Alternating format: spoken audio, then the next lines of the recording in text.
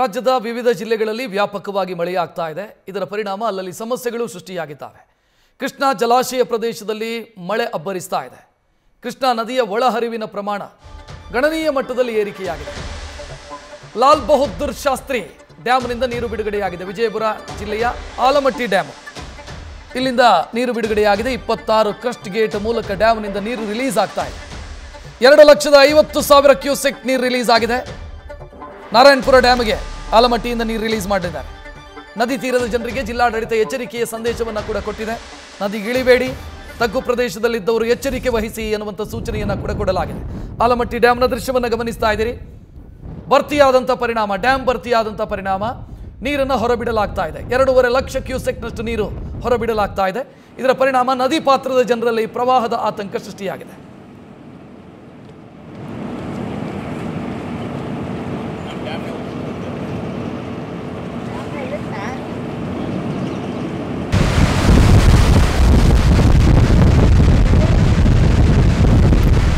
ಸ್ಥಳದಿಂದ ನಮ್ಮ ಪ್ರತಿನಿಧಿ ರಾಚಪ್ಪ ಪ್ರತ್ಯಕ್ಷ ವರದಿ ನೀಡಿದ್ದಾರೆ, ನೋಡೋಣ. ಮಹಾರಾಷ್ಟ್ರದ ಪಶ್ಚಿಮ ಘಟ್ಟಗಳಲ್ಲಿ ನಿರಂತರವಾಗಿ ಮಳೆ ಆಗ್ತಾ ಇರೋದ್ರಲ್ಲಿ ಈಗ ಆಲಮಟ್ಟಿ ಜಲಾಶಯಕ್ಕೆ ಅಪಾರ ಪ್ರಮಾಣದ ನೀರು ಹರಿದು ಬರ್ತಾ ಇದೆ. ಜೊತೆಗೆ ಆಲಮಟ್ಟಿ ಜಲಾಶಯದಲ್ಲಿ ಕೂಡ ಸುಮಾರು 2,50,000 ಕ್ಯೂಸೆಕ್ಸ್ ನೀರನ್ನ ರಿಲೀಸ್ ಮಾಡಲಾಗಿದೆ. ಸದ್ಯ ನಾನು ಆಲಮಟ್ಟಿ ಜಲಾಶಯದ ಮುಂಭಾಗದಲ್ಲಿ ನೀವು ದೃಶ್ಯದಲ್ಲಿ ಗಮನಿಸಬಹುದು.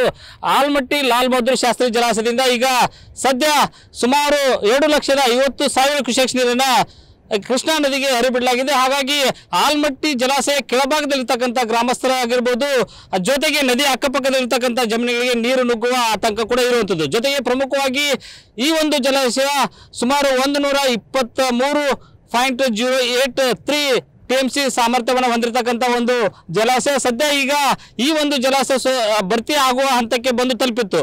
ಜೊತೆಗೆ ಏನಂದ್ರೆ ಮಹಾರಾಷ್ಟ್ರದಲ್ಲಿ ನಿರಂತರವಾಗಿ ಮಳೆ ಆಗ್ತಾ ಇರೋ ಹಾಗಾಗಿ ಜೊತೆಗೆ ಏನಂದ್ರೆ ಈ ಒಂದು ಜಲಾಶಯದ ನೀರನ್ನ ನಾರಾಯಣಪುರ ಜಲಾಶಯಕ್ಕೆ ನೀರನ್ನ ಹರಿಬಿಡುತ್ತಾರೆ ಅಂತದ್ದು. ಪ್ರಮುಖವಾಗಿ ಈ ಒಂದು ಜಲಾಶಯ ಭರ್ತಿ ಆದರೆ ಸುಮಾರು 5-6 ಜಿಲ್ಲೆಗೆ ನೀರಿನ ಅನುಕೂಲ ಆಗುತ್ತೆ ಅನ್ನುವಂಥದ್ದು. ಜೊತೆಗೆ ನಿರಂತರವಾಗಿ ಸದ್ಯ ಮಳೆ ಆಗ್ತಾ ಇರೋದ್ರಿಂದ ಸಾಕಷ್ಟು ರೀತಿಯಲ್ಲಿ ಏನು ಕೃಷ್ಣಾ ನದಿಯ ಅಕ್ಕಪಕ್ಕದ ಜನರಿಗೆ ಒಂದು ಪ್ರವಾಹದ ಭೀತಿ ಎದುರಾಗಿರುವಂಥದ್ದು. ಜೊತೆಗೆ ಈಗಾಗಲೇ ಸಂಪೂರ್ಣವಾಗಿ ಮೀನುಗಾರಿಕೆ ಕೂಡ ಈ ಒಂದು ಭಾಗದಲ್ಲಿ ಸ್ಥಗಿತವಾಗಿರುವಂಥದ್ದು.